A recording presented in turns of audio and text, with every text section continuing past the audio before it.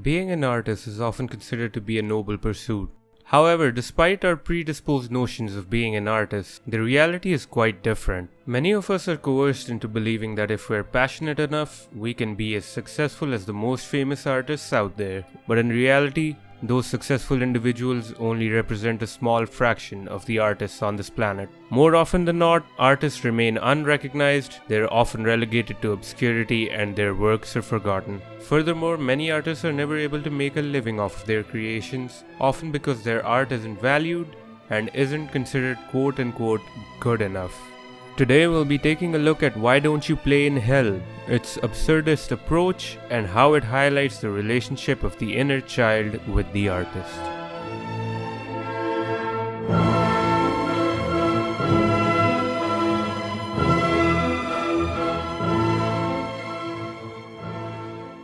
Why Don't You Play in Hell came out in 2013 and is a movie about a film crew that gets coerced into making a movie for a Yakuza gang. Most people know Sion Sono from his magnum opus Love Exposure, which came out in 2008.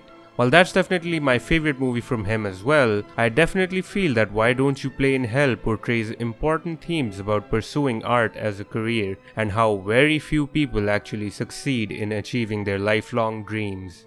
I mean, let's be honest, Why Don't You Play in Hell is a love letter to filmmaking, and it's very clear when you watch the movie that Sono wanted this to be an ode to the craft and all who dare to pursue it. 生涯の一本いい映画を撮ってくれよな。 While the story mainly tackles aspiring filmmakers, I think the same observations I'm about to make can be made about pretty much any other form of art, especially if you intend to pursue art as a career. So, within Why Don't You Play in Hell, you have the three filmmakers, Hirata, Miki, and Tanigawa. They always have cameras in their hands and they record everything. Hirata is the aspiring director, Miki is the king of dollies, and Tanigawa is the queen of handheld shots. They befriend Sasuke, a punk kid who joins them on their journey to create movies. He quickly becomes their action star. The first 20 minutes of the movie portrays them as high school kids who are just messing around and just starting to explore their passion for filmmaking. They have a childlike wonder in their eyes, and their drive and hunger for filmmaking is pretty darn apparent. As we jump 10 years ahead, you can immediately tell just by the way they still dress that their passion is still present. They're still optimistic about the future, despite the fact that they've been peddling around a TV pilot that hasn't been picked up by any company since they made it, which was over 2 years ago. While the three are still positive, you can clearly see that Sasuke is about to break. His face is defeated, and he wears the look of a man who has wasted his youth on something that brought him nothing. But they've gone through the same hardships together. Why are the three still so optimistic while Sasuke is at the verge of breaking down? Well, it's very simple really. He wasn't passionate about filmmaking. He was essentially coerced by the three into believing that they'd turn him into a successful and famous action star. That's not to say that the three did this maliciously. Like I said, they're extremely childlike, and I'm sure all three of them believed that they would indeed turn Sasuke into a famous action star. But when that didn't happen after 10 years, Sasuke packed up his bags, assaulted his friends, and quit. If you look at it on a very surface level, Sasuke seems like the villain, the guy who's not passionate about the art in question and just wants financial success and recognition. He's not doing it for the art. While that may seem like the case, I think that Sono is trying to pick at something deeper here. I don't think that the film means to say that if you're passionate about something, you should never feel tired doing it. And if you feel tired pursuing what you're passionate about, that means you're just not passionate enough. In fact, I think it's critiquing that very mindset. Rather than villainizing Sasuke and portraying him as a passionless loser, it empathizes with him and highlights how cruel a career in any artistic field can be. It doesn't look down on individuals that are quote-unquote less passionate about a certain form of art, in this case filmmaking, but rather it criticizes a system where you can only be recognized in such creative fields only if you're ruthlessly passionate about it and nothing less. Either that or you're someone who benefits from nepotism in some way and you get to the top. おい、プロデュザーだろう。それぐらいのことだよ。 It outlines how lifelong careers of nothing but failures often leads even the most passionate souls to fizzle out and turn to mundane jobs in order to have a roof over their head. Not to worry though, the film presents a solution to the despair and the torment that an unrecognized artist faces in the form of the main protagonist, director Hirata. What exactly is the solution? A connection with your inner child. The concept of your inner child can vary depending on who you ask, but I would describe it as being able to see a sense of wonder about the world that you're in and having an ever-looming curiosity about anything and everything. You know, like a child.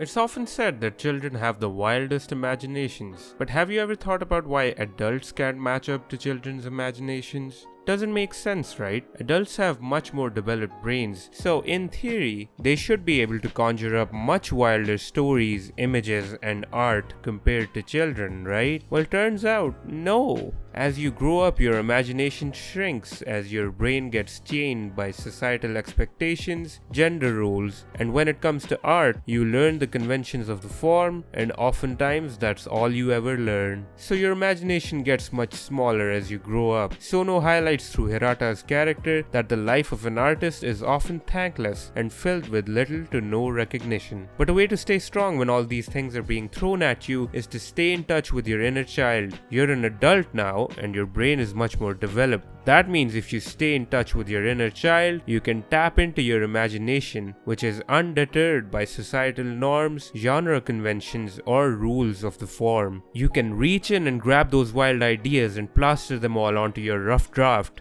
Then, with that big developed brain of yours, you can start to edit this rough draft and turn it into something that is accessible but pushes the box at the same time. When you watch the movie, it feels like Sion Sono took this very same approach. Why Don't You Play in Hell is playful but also highly graphic. It's highly stylized while also staying somewhat grounded. It's an approach to filmmaking that makes a film stand out and have its own unique voice while also being fairly appealing to the masses. Sono's creative expression is childlike, but not childish. Another benefit of being in touch with your inner child, as is portrayed by Sono's film, is that it keeps you strong and determined and even happy in the face of the cruel system that refuses to recognize you and presents you with nothing but a string of failures. It highlights that if you're an artist that is looking for recognition and you're looking to be famous, the system can be very cruel and it can chew you up and spit you out. And even if you're very passionate, the system has a way of numbing you down and making it so that your passion fizzles out. While many filmmakers attempt to portray realism in their films, you'll find that many Japanese filmmakers are more inclined to favor absurdism rather than realism. It's plausible that this inclination towards the absurd is a result of Japanese filmmakers like Sion Sono being more in touch with their inner child. Who knows? Sono's bond with his inner child might have gotten him through many hardships. It might be the reason he never gave up on his dreams. It might even be the reason that masterpieces like Love Exposure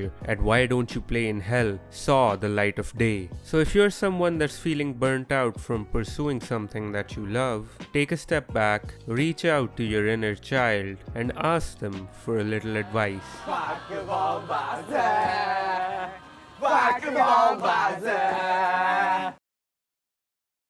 Lastly, I'd like to talk about the ending, so if you don't want any spoilers for the film, skip to this timestamp. When all is said and done, in the end, Hirata manages to take all of the movie tapes from the Yakuza raid so that he can finally make his masterpiece. His body is riddled with bullet holes and he's quite literally on his last legs, but he's overjoyed because he finally got the chance to make his masterpiece after such a long journey. Once again, while this may seem like a happy note to end on, I think that what it says about the movie industry, as well as any art form in today's society, is extremely depressing. Essentially, what's portrayed is that unless you give everything that you have for your art, you won't be able to achieve your dreams, and anyone who is unwilling to give anything less than everything will always be doomed to a life of obscurity and irrelevance.